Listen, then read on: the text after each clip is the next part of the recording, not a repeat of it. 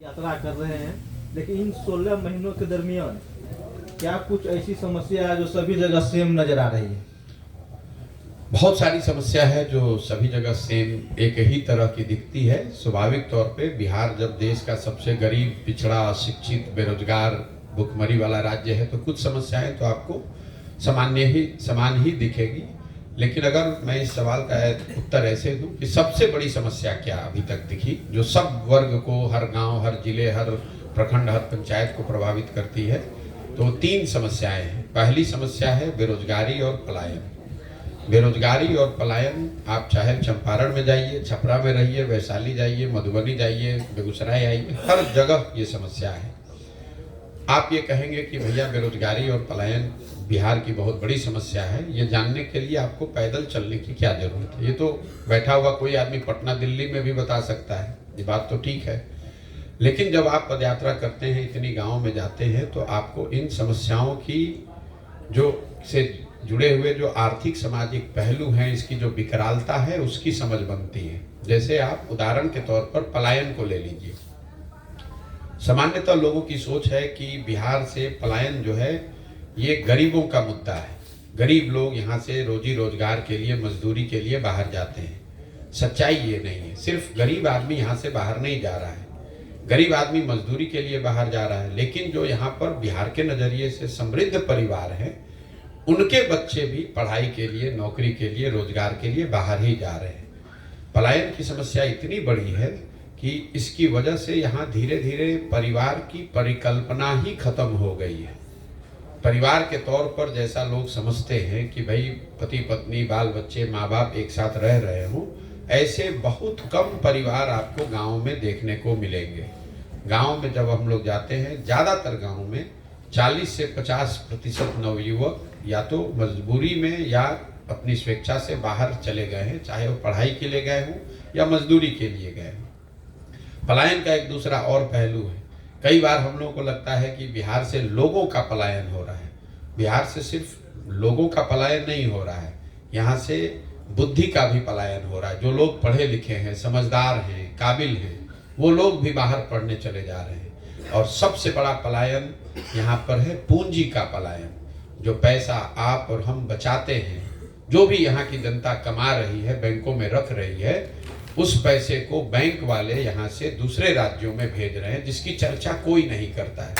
लोगों की का जो पलायन है, बुद्धि का पलायन, श्रम का, बुद्धि का और पूंजी का, इन तीनों के पलायन की वजह से बिहार की ये दुर्दशा है। पिछले 20 वर्ष में, मैं आपको एक आंकड़ा दे रहा हूँ, इसको याद रखिए, कोई बिहार में आपको बताएगा नहीं। RBI का, रिजर्व बैंक ऑफ इंडिया का आंकड़ा है, 1990 से जब लालू जी मुख्यमंत्री बने तब से लेके पिछले साल तक 2023-24 वित्तीय वर्ष तक बिहार से 21,60,000 करोड़ रुपया बैंकों ने यहाँ से, बिहार से दूसरे राज्यों में भेज दिया। इसकी चर्चा ना आपने सरकार ने कभी की, न कभी कोई नेता इसके बारे में बोलता है, न कभी कोई पत्रकार सवाल करता है। पिछले वर्ष बिहार से 2,68,000 करोड़ रुपया यहाँ के सरकारी बैंकों ने दूसरे राज्यों में ट्रांसफर किया है। हम और आप ये सोच रहे हैं कि बिहार में इतनी गरीबी क्यों है? बिहार में गरीबी इसलिए है कि यहाँ से श्रम का पलायन है, बुद्धि का पलायन है और साथ साथ पूंजी का भी पलायन है। आप सामान्य तरह से देखिए, अगर आपको यहाँ घर बनाना है बेगूसराय में, आप बैंक से लोन लेने जाइएगा, आपको लोन मिलने में बड़ी तकलीफ होगी। आप ही को अगर नोएडा में घर खरीदना है, बैंक वाला तुरंत लोन दे देगा। बिहार में पूंजी नहीं है और यहाँ की बेरोजगारी बदहाली का सबसे बड़ा कारण है। जब आप ये पदयात्रा करते हैं, चीज़ों को गंभीरता से समझने का प्रयास करते हैं, यही हाल कमोबेश बेरोजगारी का है। बेरोजगारी सिर्फ गरीब लोगों का मामला नहीं है।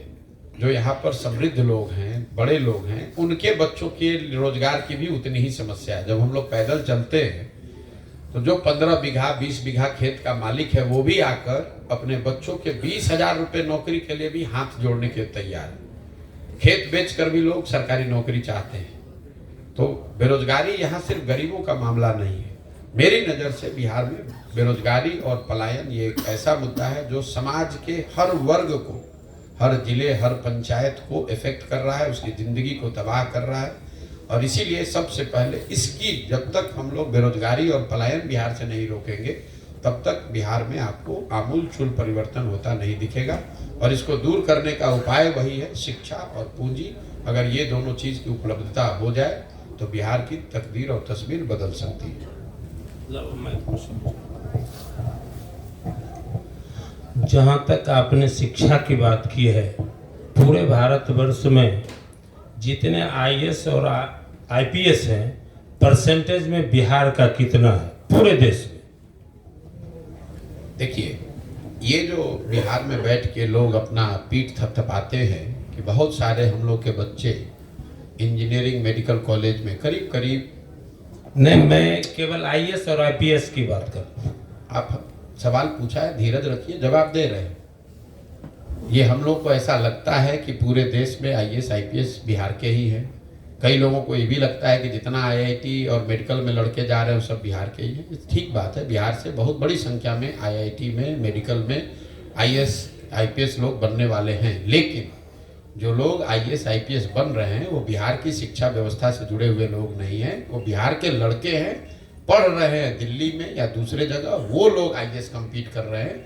ये भ्रम में मत रहिए कि बिहार के लड़के बिहार में पढ़कर आईएएस नहीं बन रहे हैं। 70 के दशक में पहली बार इलाहाबाद यूनिवर्सिटी और पटना यूनिवर्सिटी के लड़कों ने दक्षिण के राज्यों को चुनौती दी और यहाँ के लड़के आईएएस आईपीएस बने। तब इलाहाबाद यूनिवर्सिटी, दिल्ली यूनिवर्सिटी और पटना यूनिवर्सिटी, इन 3 विश्वविद्यालयों से सबसे ज़्यादा लोग आईएएस आईपीएस बनते थे। लेकिन धीरे धीरे जैसे जैसे इलाहाबाद यूनिवर्सिटी कमज़ोर हुआ, पटना यूनिवर्सिटी तो बर्बाद ही हो गया है करीब करीब। अब ज़्यादातर लड़के दिल्ली यूनिवर्सिटी, यही यूपी बिहार के लड़के तो बन रहे हैं, लेकिन वो दिल्ली यूनिवर्सिटी से पास होकर बन रहे हैं। पटना कॉलेज से, साइंस कॉलेज से पढ़कर आईएएस बनने वालों की संख्या करीब करीब नगण्य है। तो ये भ्रम मत पालिए, अपना पीठ मत थपथपाइए कि सारे बिहार से लड़के निकल के आईएएस आईपीएस बन रहे हैं। जो मैंने आपको कहा, यहाँ से जो बुद्धि का पलायन है, जो बच्चे भी 10वीं 12वीं तक कुछ भी मेधा जिनमें है, उनके परिवार वाले कर्ज लेकर पेट काट करके उसको बाहर भेज रहे हैं। वो बाहर पढ़ रहे हैं और बाहर पढ़कर वहीं पर सेटल हो रहे हैं, वो वापस बिहार में नहीं आ रहे हैं। तो जो गरीब है, जो श्रम कर सकता है, मेहनत कर सकता है, वो चला गया बाहर मजदूरी करने। जो बुद्धि से यहाँ मजबूत है वो बाहर चला गया आईएएस आईपीएस नौकरी करने। और जिसके पास पैसा पूंजी है वो पूंजी यहाँ से चली गई। इसीलिए जो लोग यहाँ बच गए हैं वो ज़्यादातर लोग ऐसे हैं जो सरकार पर, सरकारी सुविधाओं पर, सरकार की मदद पर आश्रित हैं। चाहे वो 400 रुपये का पेंशन हो या नली गली हो या साड़ी कपड़ा हो, 5 किलो अनाज हो। इसीलिए जब आप गांव में यहाँ चलते हैं तो लोग यहाँ रोजी रोजगार नहीं मांग रहे हैं। सामान्यतः लोग यहाँ पर कहते हैं, भैया हमारा नाली गली नहीं बना है, हमको राशन कार्ड नहीं मिला है, हमको इंदिरा आवास नहीं मिला है। क्योंकि इन्हीं चीज को चाहने मांगने वाले लोग अब यहाँ ज्यादातर बच गए हैं, बहुतायत। इससे ज्यादा चाहत रखने वाले लोग धीरे धीरे बिहार को छोड़कर चले गए। जैसा आपने कहा कि आरबीआई के अनुसार इतना लाख करोड़ रुपया दूसरे राज्य में गया, क्या यह आरबीआई का आंकड़ा आपके पास है कि बिहार के लोगों का कुल जमा पूंजी जितना बिहार के बैंकों में है उसका कुल कितना % बिहार के लोगों को ऋण दिया गया? ये आप आरबीआई का साइट खोलिएगा, आपको दिख जाएगा। बिहार में दिक्कत यह है कि लोग इतने बड़े बेवकूफ़ लोगों को हम लोग नेता बना दिया है। एक पूरे देश में एक रेशियो है जिसको कहते हैं क्रेडिट डिपॉजिट रेशियो। कितना पैसा बैंक में जमा हुआ और कितना पैसा बैंकों ने समाज को दिया, इसके लिए कोई खोज करने की जरूरत नहीं है। ये आरबीआई का आंकड़ा है जो उनके वेबसाइट पे उपलब्ध है। देश के स्तर पर एक वैधानिक व्यवस्था है, ये बैंकों की स्वेच्छा नहीं है। 70% पैसा जो बैंक में जमा होता है उनको ये ऋण के तौर पर किसी न किसी तौर पर सरकार समाज को वापस करना है। अभी बिहार को कितना मिला, क्या पड़ता? बड़ा ऑब्जेक्टिव सवाल पर बड़ा ध्यान देते हैं, किसी चीज को समझने का प्रयास नहीं कर रहे, उस पर आ रहे हैं। कितना मिलता है उसको पहले समझिए कि सीडी रेशियो क्या होता है। कितना पैसा आपने जमा किया, कितना पैसा बैंकों ने दिया। वैधानिक रूल है 70%। 70% पैसा बैंक को ऋण के तौर पर आपको वापस देना है। चाहे घर बनाने के लिए दे, स्कूटर खरीदने के लिए दे, पढ़ाई करने के लिए दे, बिजनेस व्यापार के लिए दे। बिहार में सीडी रेशियो है 40%। आपका जो सवाल है 40% यहाँ सीडी रेशियो है, मतलब बिहार के लोगों ने अगर 100 रुपया बैंक में जमा किया तो सिर्फ 40 रुपया ही लोगों को बैंक से वापस लोन के तौर पर मिला। 1990 में जब लालू जी मुख्यमंत्री बने तो सीडी रेशियो था 40%। लालू जी के राज में जब सब तबाह हो गया तो 2004 में ये घट के हो गया 28%। मतलब 100 रुपया हमने बैंक में जमा किया तो सिर्फ 28 रुपया ही बैंक ने लोन दिया। नीतीश कुमार के 18 बरस के शासन के बाद ये बढ़कर फिर वापस हुआ है 40%। तो 1990 से लेकर पिछले साल तक अगर इसको जोड़िएगा तो 26 लाख करोड़ रुपया बैंकों ने यहाँ से दूसरे राज्यों में भेज दिया। अब अगर आप तमिलनाडु का सीडी रेशियो देखिएगा, आंध्र प्रदेश तेलंगाना का सीडी रेशियो देखिएगा, वहां पर सीडी रेशियो है 90, 95, 100, 105। मतलब अगर तमिलनाडु में लोगों ने 100 रुपया जमा किया, उनको मिलना चाहिए था 70, मिल रहा है 90। क्यों? क्योंकि बिहार जैसे राज्यों का पैसा तमिलनाडु में जाकर इन्वेस्ट हो। गुजरात का आंकड़ा है भैया, सब राज्य का आरबीआई पर ये आंकड़ा है। 300% गुजरात में है अभी। नहीं, ये भ्रम मत पालिए, ऐसा ही सब कहाँ से आंकड़ा ले आते हैं। सीडी रेशियो गुजरात का 82 से 84% होना चाहिए। मुझे एकदम टॉप ऑफ द माइंड याद नहीं है। अच्छा, ये बता सकते हैं पूरे भारत में सुनिए मेरी बात, सबसे एनपीए किस राज्य को घोषित किया गया? बेकार का ये सब एनपीए की चीज में आप क्यों पढ़ रहे हो? राज्य का मामला नहीं है। एनपीए जो है वो केंद्र सरकार का मामला है, उन चीजों से बिहार का कोई लेना देना नहीं है। गुजरात में सीडी, देश में सबसे ज्यादा सीडी रेशियो तेलंगाना आंध्र प्रदेश में है, जहां 102% है। ये सब गलत आंकड़े मत बताइए कि 300% गुजरात में है। 80%, 90% सीडी रेशियो बहुत होता है, क्योंकि बैंक उससे ज्यादा पैसा किसी को देते ही नहीं है। अगर 300% होगा, 100 रुपया उसके पास है, 300 रुपया लोन कहाँ से दे देगा? हम आपको क्या कहते हैं, सूचना के अधिकार के तहत जो हमने लिया है वो मैं आपको कल दूंगा। क्या 300% गुजरात में है? और आप हमारी बात सुन लीजिए। बिहार की जो स्थिति है, पूरे भारतवर्ष में जितने भी बैंकर हैं, बिहार के बारे में यह कंसेप्ट पैदा किया है कि बिहार के लोगों ने जितना लोन लिया है वो एनपीए है, लेकिन यह नहीं बताया कि नंबर ऑफ एनपीए अधिक है, अमाउंट ऑफ एनपीए अधिक नहीं है। जबकि सबसे अधिक amount of NPA Telangana, Gujarat, Andhra Pradesh और पंजाब का। आप मेरे भाई साहब, मुझे पता नहीं आप कितना इकोनॉमिक्स को समझते हैं, आप विषय से विषयांतर हो रहे हैं। एनपीए दूसरा मामला है, तभी तो लोन मिलेगा, तभी तो विकास का मुद्दा होगा जब बैंक हमको कर्ज देगी और उस हम लायबल होंगे। बैंक ने तो हमको लायबल रहने ही नहीं दिया। आपने जो कहा वो बात हमने उठा दिया, पूंजी की अनुपलब्धता। आज तक तो आपने कभी, हमने बिहार में तो कुछ चर्चा किसी से सुनी नहीं है। हम ये बात उठा रहे हैं कि पलायन सिर्फ श्रम का और बुद्धि का नहीं, पूंजी का पलायन है। और एनपीए जो है वो proportion of to the loan है। तो गुजरात में तो एनपीए या किसी बड़े राज्य में एनपीए बिहार के मुकाबले ज्यादा होगा ही, क्योंकि वहाँ इकोनॉमी बड़ी है, वहाँ लोन ज्यादा दिया जा रहा है। बिहार का बजट है 2.25 लाख करोड़, तमिलनाडु का बजट है 7.5 लाख करोड़। तो स्वाभाविक है कि तमिलनाडु आपसे आगे रहेगा, वो वहाँ पर ज्यादा लोन दिया जाएगा, ज्यादा एनपीए होगा। तो इन बातों को, ये राजनीति वाली बात नहीं है। राजनीति करने के लिए कुछ सनसनीखेज मत खड़ा कीजिए। गुजरात की वजह से आपकी ये स्थिति नहीं है। ये स्थिति इसलिए है कि ये जो कमिटी होती है जहां से इनको गाइड किया जाता है, उसके चेयरमैन होते हैं मुख्यमंत्री। और हर राज्य में मुख्यमंत्री, सरकार इस बात पर ध्यान देते हैं कि बैंक समुचित मात्रा में लोन दे रहे हैं कि नहीं दे रहे हैं। बिहार में भी एक कमिटी है, नीतीश कुमार उसमें जाते भी हैं। लेकिन जैसे नीतीश कुमार की बात यहाँ का शिक्षक नहीं मान रहा है, बीडीओ सीओ नहीं मान रहा है, डीएम नहीं मान रहा है, वैसे बैंक वाला भी नहीं मान रहा है। इतनी सी बात है। एनपीए से इसका कोई लेना देना नहीं। पिछले करीब 25-30 वर्षों में बिहार जात पात के दलदल में बहुत ज़्यादा फंस चुका है। और इस परिस्थिति में आपने जो कहा कि विकल्प की ज़रूरत है बिहार में, तो उस दलदल और उस चुनौती का सामना करने में क्या सब? देखिए, दो बातें हैं। ये मैं नहीं कह रहा हूँ कि बिहार में विकल्प चाहिए। बिहार में सर्वे के नंबर बता रहे हैं कि करीब करीब 55% बिहार के लोग, आधे से ज़्यादा लोग ये कह रहे हैं कि बिहार में एक नए दल, एक नए विकल्प की जरूरत है। इसका मतलब ये नहीं कि जनसुराज की जरूरत है। लोग ये जानते हैं, समझते हैं, कह रहे हैं कि बिहार में जनता दल यूनाइटेड, आरजेडी, कांग्रेस, भाजपा से अलग हटके कोई दल, कोई विकल्प होना चाहिए। तो ये मेरा तथ्य नहीं है, ये सभी सर्वे में ये है। दूसरा, आपने पूछा कि हाँ तो सब जाति में बटा हुआ है तो ये कैसे सुधरेगा। जातियों में बटा हुआ है, फिर भी 50-55% लोग कह रहे हैं कि नया दल चाहिए। और तीसरी बात जो समझिए, जो पत्रकार यहाँ समझने को तैयार नहीं है, ये आप लोगों का बड़ा सिंप्लीफाइड एजम्पशन है कि बिहार में हर आदमी जात पर ही वोट देता है। जाति जो है वो बहुत महत्वपूर्ण पहलू है, बिहार में भी है और अन्य कई राज्यों में है। आप लोग दूसरे राज्यों में आपने चुनाव होते हुए बहुत करीब से नहीं देखा होगा, कुछ लोगों को अनुभव होगा।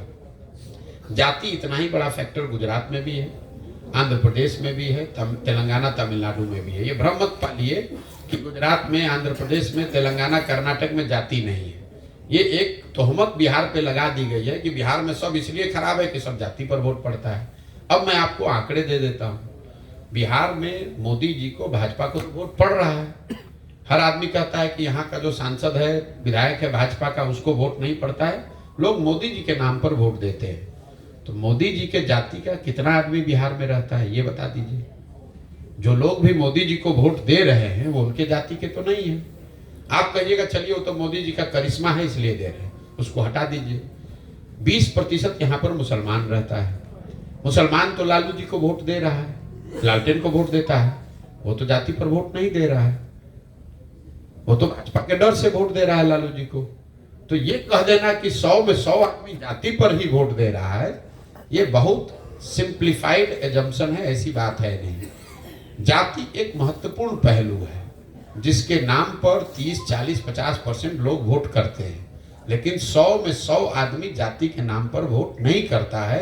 अगर करता तो लालू जी को मुसलमान वोट नहीं करता, मोदी जी को बिहार में वोट नहीं मिलता, और कभी जो एक जाति जीत गई वो जाति कभी हारती नहीं, क्योंकि एक बार अगर कोई जाति जीत गया तो जाति का संख्या तो कम होता नहीं, वो तो उतना ही रहेगा। अगर 14% यादव यहाँ 1990 में थे तो आज भी 14% यादव ही होंगे, 0.5% बढ़ घट सकता है। तो जातियों का प्रोपोर्शन तो घटता नहीं है, तो फिर सरकार घटती बढ़ती कैसे?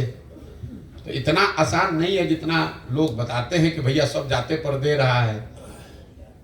और एक अंतिम बात, मान लीजिए एक बार को कि जाति पर ही देता है, तो भी अगर आप राजनीति में आए हैं, सुधार आपको करना है, तो जो भी समाज की सच्चाई है, अच्छाई है, बुराई है, उसके रहते हुए ही आपको समाज का नेतृत्व करना है। अगर आप सोचिएगा कि बिहार में सब जाति खत्म हो जाएगा तब हम राजनीति करने आएंगे, तो ना जाति कभी खत्म होगा ना आप राजनीति करने आइएगा। और अगर जाति खत्म हो ही जाए तो फिर आपकी जरूरत क्या है? तब तो ऐसे ही ठीक हो गया। अगर भ्रष्टाचार खत्म हो ही जाएगा तब आप राजनीति करने आइएगा, तो फिर आपकी जरूरत क्या है?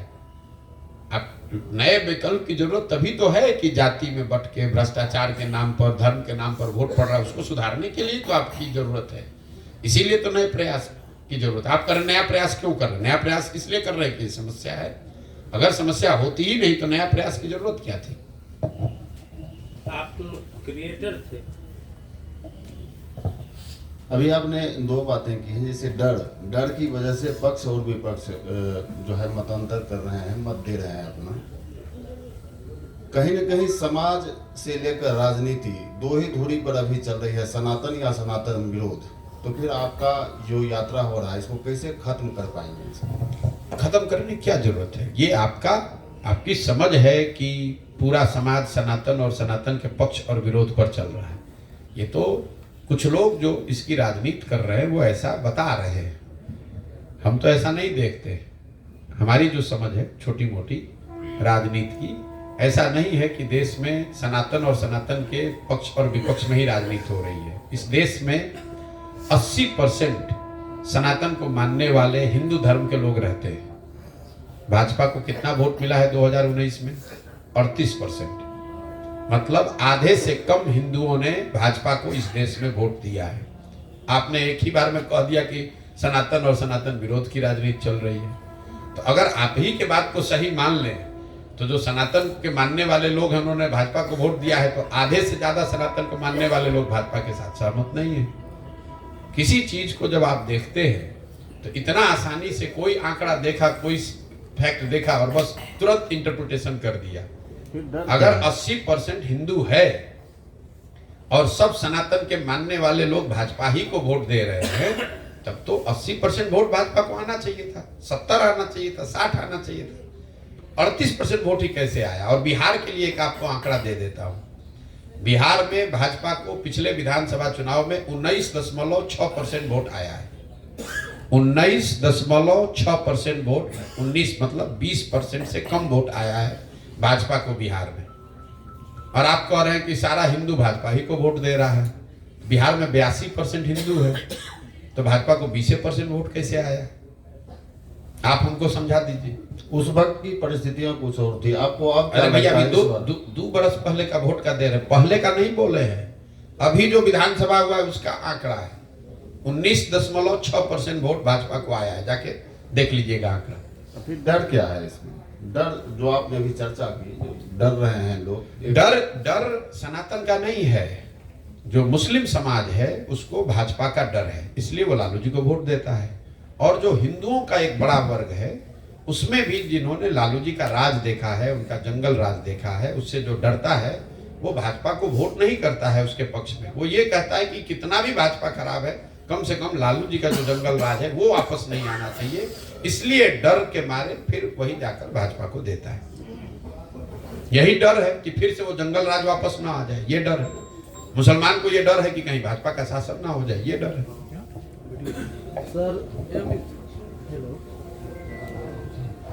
जिस प्रकार से अभी आपकी पदयात्रा चल रही है और मैंने कुछ जनता से भी मिलने का प्रयास किया, उनका कहना है कि बहुत सारे लोग नज़र में तो अभी आप नेताजी नजर आ रहे हैं। सिंपल सी बात है कि नया नेता चल के आए हैं, लगता है हम लोगों का कुछ भला होने वाला है। लेकिन उनका ये भी कहना है कि जो भी आते हैं जनता को ठग के चले जाते हैं। क्या प्रशांत किशोर जी जो आए हैं, पदयात्रा तो अभी इनकी चल रही है, क्या यह पार्टी आगे चलकर राजनीतिक पार्टी में तब्दील हो जाएगी, या जनता की जो समस्या है उस पर भी प्रशांत किशोर कुछ करेंगे, या पदयात्रा खत्म करने के बाद जाके बैठ जाएंगे? यात्रा खत्म करके जाके बैठ जाएंगे, समस्या का समाधान तो जनता खुद ही करेगी। जहां तक बात रह गई ठगने की, आप जनता से बात किए हैं तो हम जनता को जो बोल रहे हैं आपने वो भी सुना होगा। हम सामने से कहते हैं कि भैया हम पर 1 पैसे का विश्वास नहीं करो, हमको वोट मत दो, हमको वोट दोगे तो हम भी तुमको ठगेंगे। हम तो सामने से रोज ये कह रहे हैं। हम कहाँ जनता को कह रहे हैं कि आप हमको वोट दे दीजिए, हमको विश्वास कर लीजिए, हम आएंगे तो आपका काम कर देंगे। हम ये कह रहे हैं कि हमको वोट दोगे तो भी तुम्हारा कल्याण नहीं होगा, हमको वोट दोगे तो हम भी तुमको ठगेंगे। हम तो ये कह रहे हैं कि आपको जिसको वोट देना है दो, लेकिन वोट अपने बच्चों के लिए दो, और वोट मुफ्त में मत दो, 5 किलो अनाज पर मत दो। जिसको वोट दे रहे हो सिर्फ अपने बच्चों के लिए रोजगार पढ़ाई मांगो। इतनी सी बात कह रहे हैं। हम तो सामने से कह रहे हैं कि हम ठगेंगे। अगर हमको भरोसा करोगे, हमको वोट दोगे तो हम ठगेंगे। हम आपको ये कह रहे हैं, आप जाके जो हम बोल रहे हैं उसको सुनिए तो। भाई पत्रकार हैं, आप सवाल करने आए हैं तो थोड़ा पहले का अपना होमवर्क करके आइए। हम सामने से बोल रहे हैं कि आप वोट मोदी को देना है मोदी को दीजिए, लालू को देना है लालू को दीजिए, प्रशांत किशोर को देना है प्रशांत किशोर को दीजिए। लेकिन जिसको भी वोट दीजिए उसको वोट अपने बच्चों के भविष्य के लिए दीजिए, और वोट का जो कीमत है वो सही लगाइए। जात के नाम पर मुफ्त में वोट मत दीजिए, 5 किलो अनाज के नाम पर वोट मत दीजिए। वोट दीजिए, अगर लालू जी रोजगार पढ़ाई दे रहे हैं तो उनको वोट दीजिए, मोदी जी दे रहे हैं तो उनको दीजिए। हम तो सामने से कह रहे हैं। चलिए भैया, और कोई सवाल है तो करने तो खत्म करें। आपका जो पद यात्रा है लगभग 16 महीने से चलते आ रहा है। आप इस पद यात्रा में कहां से डोनेट कर रहे हैं, और शिक्षा के प्रति कितना डोनेट किए अभी तक, कितना स्कूल बनवाए और कितना कॉलेज बनाए, इस पर जरा बता दें। मैं आपका सवाल यह है कि इस पदयात्रा का पैसा कहाँ से लाते हैं कि डोनेट किए, मतलब पदयात्रा में हम डोनेट करें? आप कह रहे हैं कि मतलब पदयात्रा जो चल रहा है इसका खर्चा कहाँ से आता है? बिल्कुल बिल्कुल, करोड़ों करोड़ों रुपया आप खर्च कर रहे हैं। बिल्कुल बिल्कुल। कहाँ से आप लाए? अरे बता रहे हैं भाई, इतना अब तो लग रहा है कि आप पुलिस है और हमको बैठा के कोर्ट में पूछ रहे हैं। जब से पदयात्रा शुरू हुई है तब से हम ये बता रहे हैं कि पदयात्रा को चलाने के लिए, इस पूरे अभियान को करने के लिए पैसा उन लोगों से मिलता है जिन लोगों को पिछले 10 वर्ष में हमने जीतने में, सरकार बनाने में मदद की है। आज देश में 5-6 राज्यों में ऐसे लोग सरकार चला रहे हैं जिनके बनने में, वहां पहुंचने में हमने कंधा लगाया है। पदयात्रा के लिए, इस अभियान के लिए मदद वो लोग कर रहे हैं, उन राज्यों के बड़े लोग कर रहे हैं जो कि प्रशांत किशोर को जानते हैं या हमारे काम को जानते हैं, समझते हैं, और उनका ये भरोसा है। हम उनसे हाथ फैलाकर मांग रहे हैं कि भाई हमको मदद करो, हमारे राज्य की जरूरत है, हमारा राज्य सबसे गरीब और पिछड़ा है। पैसा बिहार के लोगों से नहीं ले रहे हैं, इसलिए नहीं ले रहे हैं कि अगर यहाँ के लोगों से पैसा लेंगे तो जो पैसा देगा वो गर्दन पे बैठेगा, कहेगा भैया इनको टिकट दीजिए, इनको जिताइए, इनको हराइए, इनको रखिए, इनको मत रखिए। इसीलिए बिहार के लोगों से पैसा नहीं लेते हैं। पिछले 10 वर्ष में देश भर में जो हमने काम किया है, जिनकी मदद की है, उनसे मदद वापस ले रहे हैं। इसमें कौन सा बहुत बड़ा सीक्रेट है जो आप बता रहे हैं कि कहाँ से आता है? रोज कैमरे पर बता रहे हैं कहाँ से आता है। आप पत्रकार हैं, आपको एक छोटा सा सुझाव दे देते हैं बिना मांगे हुए। अगली बार किसी नेता से मिलिएगा, आरजेडी का, भाजपा का, जदयू का, उससे भी एक बार हिम्मत करके पूछिएगा जरूर कि उसके पास पैसा कहाँ से आता है। आरजेडी के नेताओं से पूछिएगा कि तुम्हारा जो पार्टी चलता है वो तो बिहार ही में है, बिहार के बाहर कहीं है नहीं, तो तुम्हारे पास पैसा कहाँ से आता है कि अपना जन्मदिन मनाते हो प्राइवेट प्लेन में? नीतीश बाबू से जरा हिम्मत हो तो पूछिए कभी कि भैया जदयू चलाने के लिए पैसा कहाँ से आता है। हमसे आप पूछ रहे हैं, बिल्कुल आपको पूछना चाहिए, हम तो आपको जवाब भी दे रहे हैं, लेकिन दूसरे नेताओं से भी जाके एक बार हिम्मत करके पूछिए तो पत्रकारिता अच्छी चलेगी। बहुत बहुत धन्यवाद। गांधी मैदान में हुए नियुक्ति पत्र का वितरण जो समारोह हुई, उसमें तेजस्वी यादव का कहना है 2 लाख नौकरी हम दिए और सीएम नीतीश कुमार ने कहा कि 10 लाख का नौकरी हम दिए। इस पर आपका क्या कहना है? इस पर हमारा ये कहना है कि पहले बात तो दोनों लोगों को ये बताना चाहिए कि कितने लोगों को नौकरी दी गई। ये पूरा फर्जी डेटा दोनों लोग खड़े होकर चचा भतीजा पूरे बिहार को बांट रहा है। पहली बात समझिए, ये नई नौकरी नहीं दी गई है। ये पहले से जो नियोजित शिक्षक थे, पहले दौर में जो 1,25,000 लोगों को नियुक्ति पत्र दिया गया, उसमें आधे से ज्यादा लोग जो पहले से जिनको नौकरी थी, नियोजित शिक्षक थे, उनको राज्यकर्मी बनाया गया, नए लोगों को नौकरी नहीं दी गई। दूसरा, जो आधे बच गए जिनको नई लोगों को नौकरी मिली, उसमें करीब 60% लोग, आज मुख्यमंत्री खुद ही गिनवा रहे थे, 11 से ज्यादा अलग अलग राज्यों के लोग आकर शिक्षक यहाँ बन गए। तो ये चचा भतीजा की सरकार का, उनके नीति का परिणाम है कि बिहार के बच्चे जाकर ठेला लगाएंगे, नली साफ करेंगे, मजदूरी करेंगे और दूसरे राज्य के लोग आकर बिहार में शिक्षक बनेंगे। और इस गलत आंकड़े पर दोनों दावा कर रहे हैं कि हमारा है कि हमारा है। भैया जिसका भी है, बिहार के बच्चों का इससे कोई फायदा नहीं है।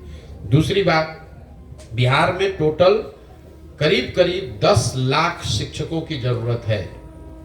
ये 3,90,95,000 यहाँ शिक्षक हैं, चाहे वो नियोजित हो, नए शिक्षक हो, अतिथि वाले हो, नियमित हो, सबको मिला दीजिएगा तो करीब 9,95,000 के आसपास यहाँ शिक्षक हैं।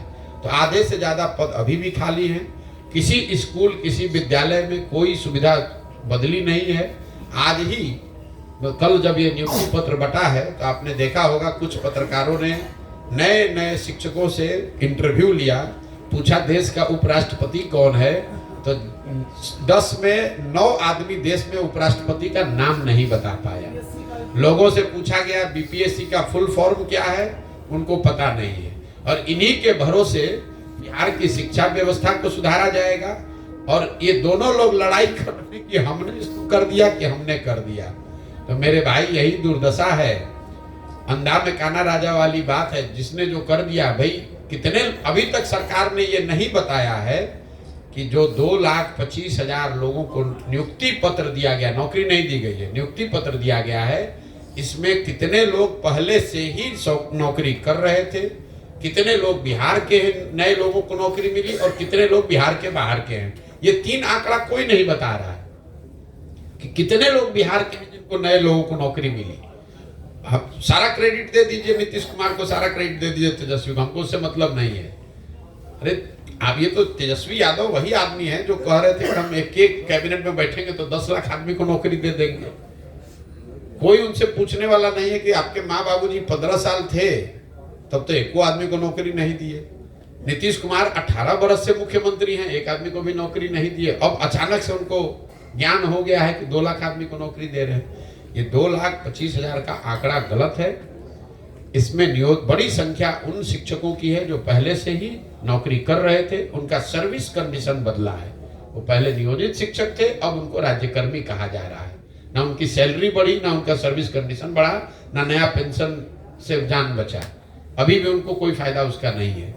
दूसरा, जो लोग नए आए उसमें ज्यादातर लोग बिहार के बाहर के आए।